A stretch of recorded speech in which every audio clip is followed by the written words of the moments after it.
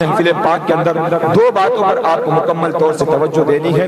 پہلی بات یہ ہے کہ اولیاء کرام کا دامن نہیں چھوڑنا ہے، اور دوسری بات یہ ہے علماء ربانیین، علماء حق اور علماء امت، جس کو آج اگر اپنے دور میں پہچاننے کی آپ کوشش کرنا چاہتے ہو تو میں دو لفظوں میں یہ کہوں کہ جو امام اہل سنت سیدی سرکار اعلیٰ حضرت رضی اللہ تعالیٰ عنہ کے مشن پر چلنے والا اگر عالم دین ہے تو آپ اس کے پیچھے پیچھے، اور اگر اس سے ہٹ کر بات کرتا ہے تو پھر اس کو پرکھیے، اس کو جانچیے، اس لیے کہ امام اہل سنت رضی اللہ تعالیٰ عنہ کوئی معمولی ہستی کا نام نہیں ہے، بلکہ آیات من آیات اللہ، اللہ کی نشانیوں میں سے ایک نشانی کا نام امام احمد رضا ہے، اور معجزات من معجزات رسول، حضور علیہ السلام کی معجزات میں سے ایک معجزے کا نام امام احمد رضا ہے۔ اللہ نے اپنے دین کی بقا، دین کا تحفظ اور دین کی آبیاری کے لیے اللہ نے برگزیدہ بندوں کو پیدا کیا، ان میں سے ایک مقدس ہستی کا نام امام احمد رضا ہے۔ اب ایک بس مسئلہ جو اہم مسئلہ ہے، جس کا سوال کل بہت مرتبہ میرے سامنے لوگوں نے دہرا دیا ہے، تو میں بس اسی کو دہرا کر اپنی گفتگو ختم کروں گا، اور اس پر انشاءاللہ تعالی تفصیل گفتگو کل بعد نماز عشاء اسی مسجد کے اندر ہوگی۔ آپ حضرات سے گزارش ہے کہ آپ اس میں شرکت کریے گا۔ ایک مسئلہ بہت ہی تیزی کے ساتھ اور بارہا نگاہوں میں آیا، مگر اس پہ جو ہے گفتگو کرنا مناسب نہیں سمجھا، اس لیے کہ ذرا حساس مسئلہ نہیں سمجھا تھا۔ کل کئی بار ایک مسئلہ میری نگاہوں سے آیا، اور لوگوں نے جو ہے کئی بار مجھے دکھایا کہ سیدی سرکار اعلیٰ حضرت رضی اللہ تعالیٰ عنہ کی کتاب فتاوی رضویہ شریف جلد 9 اور مسئلہ نمبر 268، مسئلہ نمبر 268 فتاوی رضویہ شریف کی، اور صفحہ نمبر میں آپ کو بتا دوں 267، ٹھیک ہے، مسئلہ بھی وہی ہے، صفحہ بھی وہی ہے۔ اس پہ اعلیٰ حضرت رضی اللہ تعالیٰ عنہ کا ایک مسئلہ جو لوگ بہت تیزی کے ساتھ میں لوگوں کو بتا رہے ہیں، وہ میں بھی آپ کو بتا دیتا ہوں۔ اعلیٰ حضرت سے سوال ہوا، سوم اور دہم اور چہلم، میت کے لیے کھانا جو پکتا ہے اس کو برادری کو کھلائے اور خود جا کر کھائے تو جائز ہے؟ یہ سوال ہوا۔ بعض کہتے ہیں کہ 3 روز کے اندر میت کے گھر کا کھانا گھر کا نہ کھائے بعد کو جائز ہے، یہ تفریق صحیح ہے؟ 2 سوال کیے، ایک سوال دوسرا سوال یہ کیا، ایک مقولہ ہے طعام المیت یمیت القلب، طعام میت دل کو مردہ کر دیتا ہے، اور یہ سوال ہے، اور اس کا جواب جو لوگوں میں پھیل رہا ہے وہ جواب یہ ہے۔ اعلیٰ حضرت جواب دیتے ہیں سوم، دہم، چہلم وغیرہ کا کھانا مساکین کو دیا جائے۔ کس کو دیا جائے؟ مساکین کو۔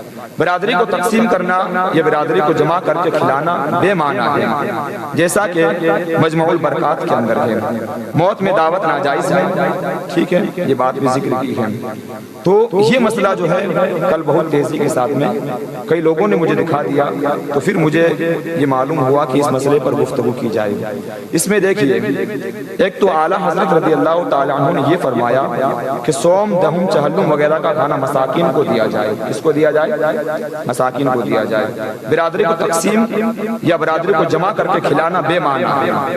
تو اب اس کا کیا مطلب ہے وہ آپ سمجھیے، اس لیے کہ جس طور پر میں نے یہ سمجھا ہے کہ جس شدت کے ساتھ میں اس مسئلے کو بیان کیا جا رہا ہے، اس کا مطلب یہ سمجھ میں آتا ہے لوگوں کا یا تو یہ حرام ہے یا مکروہ تحریمی ہے یا ناجائز ہے، جبھی اس بات پر اتنا زور دیا جا رہا ہے۔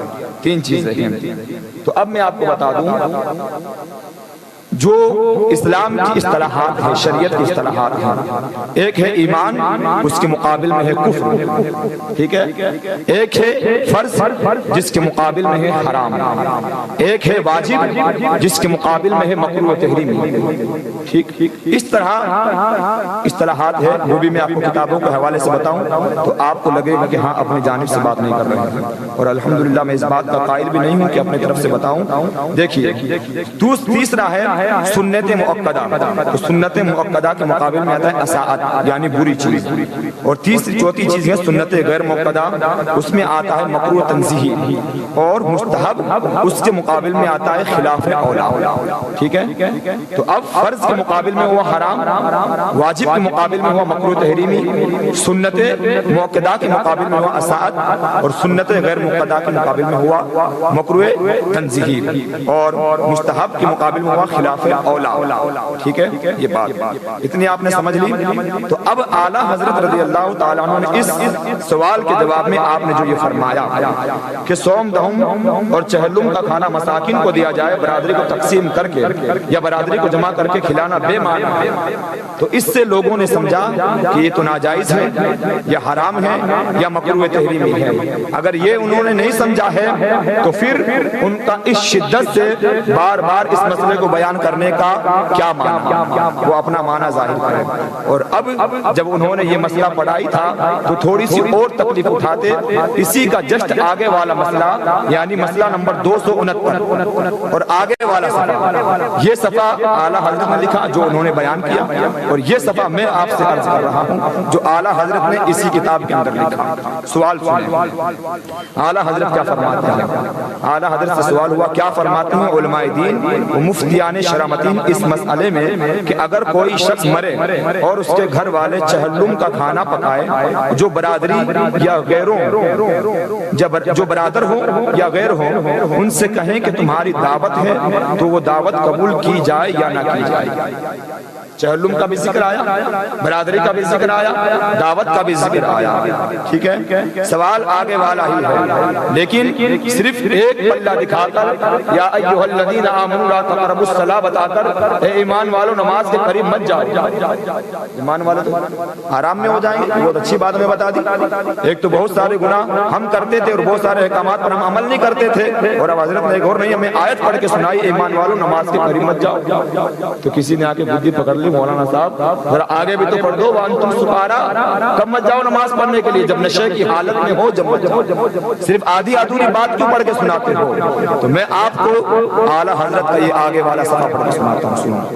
اللہم ہدایت الحق والثواب۔ اعلیٰ حضرت فرماتے عرف عام پر نظر شاہد، عرف عام یعنی معاشرے پر یہ مشاہدہ ہے، دیکھا گیا ہے کہ چہلم وغیرہ کے کھانے پکانے سے لوگوں کا اصل مقصود میت کو ثواب پہنچانا ہوتا ہے۔ کیا ہوتا ہے؟ ارے بلند آواز سے بولے، کیا ہوتا ہے؟ ثواب پہنچانا مقصد ہوتا ہے میت۔ ٹھیک، اسی غرض سے یہ فعل کرتے ہیں۔ کیا فعل کرتے ہیں؟ کھانا پکاتے ہیں، برادری کو جمع کرتے ہیں، لوگوں کو دعوت دیتے ہیں۔ ٹھیک ہے، لہٰذا اسے فاتحہ کا کھانا، چہلم کی فاتحہ وغیرہ کہتے ہیں۔ اعلیٰ حضرت اپنا بتا دیا، اب حکم کیا ہے وہ سنیے گا۔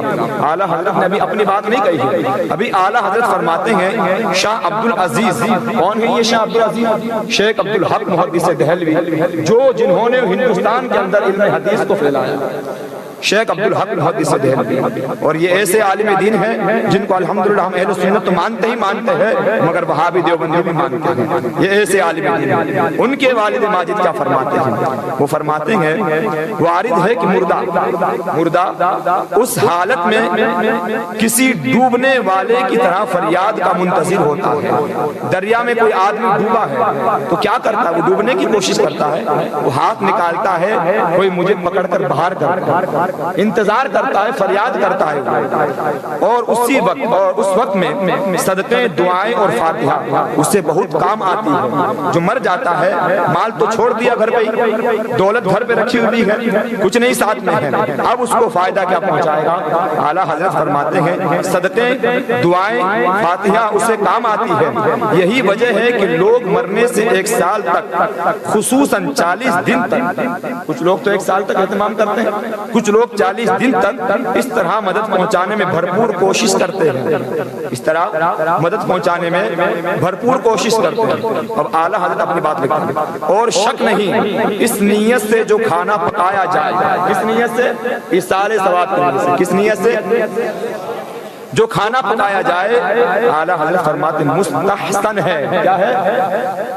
ہاں، اگر یہ لفظ یاد نہ ہو تو اعلیٰ فرماتے بہت اچھا ہے۔ کیا فرما رہے ہیں؟ یہ کتاب ہے، یہ صفحہ ہے، صرف ایک صفحہ پڑھنے کی تکلیف اٹھاتے تو لوگوں کو ادھر ادھر ہیر پھیر کرنے کی بات نہیں ہوتی۔ اب دیکھیے آگے کیا فرماتے ہیں، ان تحقیق، یعنی اب تحقیق کون کرتا ہے؟ جو محقق ہوتا ہے، جس کی نگاہوں کے سامنے 1400 صدیوں کی کتابیں ہو، اس کو امام احمد رضا کہتے ہیں۔ اعلیٰ حضرت فرماتے تحقیق کیا ہے؟ تحقیق یہ ہے کہ صرف فقراء ہی پر تصدق میں ثواب نہیں، صرف فقیروں کو کھلایا جائے اسی میں ثواب نہیں ہے، بلکہ اغنیاء پر بھی موری سے ثواب ہے، بلکہ اغنیاء کو بھی کھلایا جائے تو ثواب ملے گا۔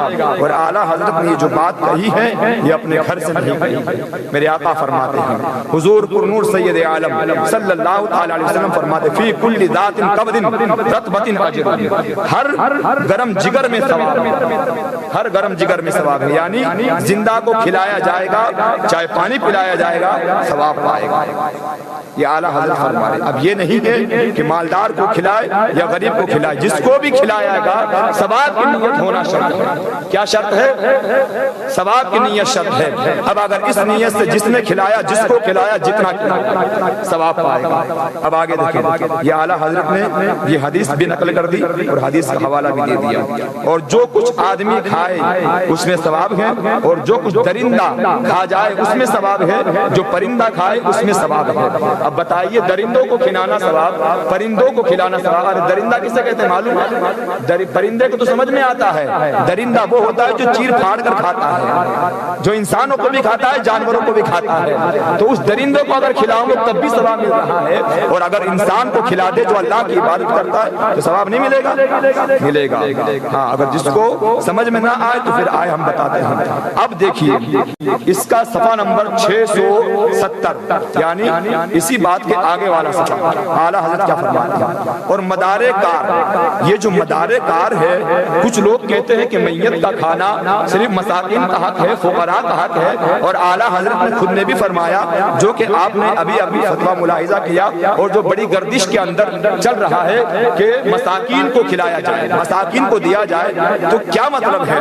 اعلیٰ حضرت فرماتے ہیں، اس کا جواب یہاں دیتے ہیں، فرماتے ہیں مدار کار انما الاعمال بالنیات، اعمال کا مدار نیتوں پر ہے، جیسی نیت ہوگی ویسا ہی اس کو اجر دیا جائے گا۔ تو جو کھانا فاتحہ کے لیے پکایا گیا، جو کھانا فاتحہ کے لیے پکایا گیا، بلاتے وقت، اب سنیے گا، لوگ بڑے دلیری کے ساتھ کہتے ہیں کہ دعوت طعام کو اعلیٰ حضرت رضی اللہ تعالی عنہ نے ناپاک رسم لکھا ہے۔ میں کہتا ہوں اعلیٰ حضرت نے لکھا ہے، اور میں بتاتا بھی ہوں یہی لکھا ہے، یہ لکھا اعلیٰ حضرت نے ناپاک رسم۔ ناپاک رسم کتنے شنی اور شدید گناہوں پر مشتمل ہے، لیکن یہ ناپاک رسم کب ہے اس کو سمجھنا پڑے گا۔ اعلیٰ حضرت نے مطلقاً ناپاک رسم نہیں کہا، 4 شرطیں بیان فرمائی ہے، اگر یہ 4 شرطیں پائی جائے جب جا کر یہ ناپاک رسم ہوگی، 4 شرطیں پائی جائے جب جا کر یہ حرام ہوگا، 4 شرطیں پائی جائے تب جا کر کسی کو کھانا حلال نہیں ہوگا۔ وہ 4 شرطیں کون بتائے گا؟ صرف ایک سطر بتا دی کہ اعلیٰ حضرت نے فرمایا کہ ناپاک رسم ہے، 4 شرط میں بتاؤں گا انشاءاللہ۔ مختصراً سنیے اور تفصیل سے کل بتاؤں گا کیونکہ وقت ہو چکا ہے، بس مختصراً وہ 4 شرطیں یہ ہے کہ اگر دعوت جس طرح ولیمے کی دی جاتی ہے، ولیمے کی جب دعوت آپ حاجی صاحب پیش کرتے ہو تو اس لیے پیش کرتے ہو کہ مجھے ثواب ملے گا؟ نہیں، آپ کا رشتہ دار ہے، آپ کا دوست ہے، آپ کے عزیز و قارب ہے، اس لیے دعوت پیش کی جا رہی ہے، وہاں پر ثواب کا ذہن میں گمان بھی نہیں آتا ہے، نہیں آتا ہے نا۔ اسی طرح اگر بے ثواب نیت سے چہلم کی دعوت دی جائے گی تو یہ دعوت بھی ناجائز ہے۔ جس کے دل کے اندر ثواب کی نیت نہیں ہے اور وہ یہ دعوت دے تو اب وہ دعوت ناجائز ہوگی۔ کیوں؟ اس لیے کہ اس طرح کی دعوت کا نظام یہ خوشی کے موقع پر ہوتا ہے۔ کس طرح کی دعوت کا نظام؟ بے ثواب کی نیت کا، یعنی جب ولیمے کی دعوت ہو، عقیقے کی دعوت ہو تو آدمی ثواب کی نیت نہیں کرتا ہے، آدمی رشتہ داری ڈھونڈتا ہے، عزیز و اقارب کو ڈھونڈتا ہے، وہاں ثواب کی نیت سے نہیں دیتا۔ اگر اسی طرح چاہے سوم کی دعوت ہو، چہلم کی دعوت ہو، دسویں کی دعوت ہو، اگر اس طرح دعوت دی جائے اور ثواب کی نیت نہ ہو وہ دعوت یقیناً نہیں۔ میں بھی کہتا ہوں اور اعلیٰ حضرت نے اسی لیے ایسا فرمایا۔ اور دوسری وجہ اعلیٰ حضرت نے اب یہ اگر دعوت کی نیت پائی جائے جب دعوت ممنوع ہے، تب جب نیت میں دل ثواب کی نیت نہ ہو۔ دوسری بات غالباً ورثہ میں یتیم بچہ پیدا ہو، یتیم بچہ ہو یا نابالغ بچہ ہو، کیا ہوا انتقال ہو گیا کسی کا، اب اس نے مال چھوڑا، گھر والوں نے کیا کیا، یتیم بچے کے لیے مال نہیں چھوڑا اور نابالغ بچے کے لیے مال نہیں چھوڑا، اسی باپ کے بچے ہوئے مال میں سے انہوں نے فاتحہ کر دیا۔ تو اب یہ مجھے بتائیے کیسے جائز ہو جائے گا؟ کوئی بھی جائز اس کو قرار نہیں دے گا، کوئی بھی اس کو جائز قرار نہیں دے گا کہ آپ تو یتیم بچے کا حق مار رہے ہیں، آپ تو جو ہے نابالغ بچے کا حق مار رہے ہیں، شریعت اس کی اجازت نہیں دے گی۔ اگر یہ کنڈیشن ہے کہ یتیم بچے کا حق مار کر فاتحہ کراتے ہو تو شریعت اجازت نہیں دے گی۔ یہاں کہو ناپاک رسم جب ہوگی جب ناحق بچے کا حق مارا جائے، یتیم بچے کا حق مارا جائے، غریب بچے کا حق مار کر آپ فاتحہ کراتے ہو، جب جا کر ناپاک رسم ہوگی۔ لیکن اس کا حق الگ رکھ دیا، بھائیوں نے کہا نہیں میرے بھائی کا انتقال ہوا، میں اپنے بھائی کی جانب سے اصالہ ثواب کروں گا اور اس کا جو مال بچا وہ اس کے بچے کے لیے، اس کی بیوی کے لیے ہے۔ اب مجھے بتاؤ ناپاک رسم کون فتویٰ دیتا؟ کوئی نہیں دے پائے گا۔ تیسری وجہ یہ جو عورتیں جمع ہوتی ہے افعال منکرہ کرتی ہیں، عورتیں جمع ہو جائیں، جمع ہونے کے بعد میں ناجائز کام کرتی ہے، چلاتی ہے، روتی ہے، غیبت کرتی ہے، یہ سارے مجمع لگتے ہیں اور وہاں جا کر کھلایا جائے تو منع، اس لیے کہ وہ تو گناہ کر رہے ہیں اور گناہ پر جا کر ہم انہیں اور کھلائیں گے تو یہ گناہ پر مدد کرنا ہوا۔ لہٰذا یہاں پر اگر یہ شرط پائی جائے گی جب جا کر ناپاک رسم ہوگی، لیکن اگر عورتیں آ کر تسبیح پڑھے، تحلیلات کرے یا ذکر و اذکار میں مشغول ہو جائے، قرآن مقدس کی تلاوت کرے تو کون ہے جو فتویٰ دے دے ناجائز رسم کا؟ کوئی نہیں دے سکتا۔ تیسری بات، چوتھی بات، اکثر لوگوں کو اس رسم شنی کے باعث اپنی طاقت سے زیادہ ضیافت کرنی پڑتی ہے۔ یعنی کنڈیشن میری یہ ہے کہ میں 10 روپے کا صدقہ کر سکتا ہوں یا 10 روپے کے اپنے بارے میں اپنے بھائی کے لیے، اپنے عزیز و اقارب کے لیے، کسی کے لیے بھی اصالہ ثواب 10 روپے کا کر سکتا ہوں۔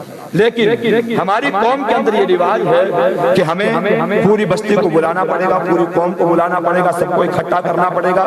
اب اس کے لیے مجھے قرض لینا پڑ رہا ہے، کسی نے قرض نہیں دیا تو اب مجھے سود پہ پیسہ لینا پڑ رہا ہے۔ مجھے بتائیے کون اجازت دے گا اس کی؟ کوئی اجازت نہیں دے گا، بلکہ برادری والے خود آ کر کہے بیٹا اگر استطاعت نہیں ہے تو دعوت کرنے کی کوئی ضرورت نہیں، اتنا پکانے کی کوئی ضرورت نہیں، اتنا کھلانے کی کوئی ضرورت نہیں ہے، اس لیے کہ تم اپنے اوپر قرض لے کر یہ کام کرتے ہو تو یقیناً یہ ناپاک رسم ہے۔ اگر سود لے کر یہ کام کرتے ہو تو یقیناً یہ ناپاک رسم ہے۔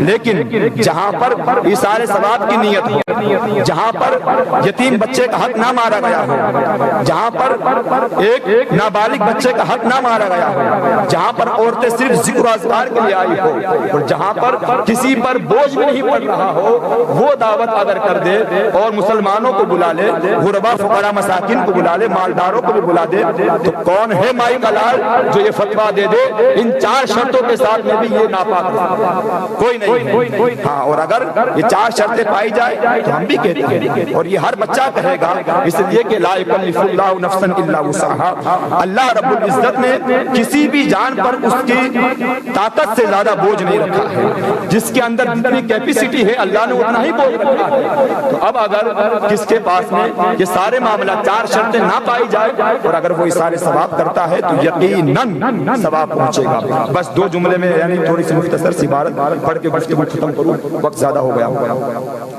اب دیکھیے اللہ تعالیٰ بلاتے وقت اسے لفظ دعوت سے تعبیر کرنا کہ آپ کی دعوت ہے، سمجھ میں آئی بات؟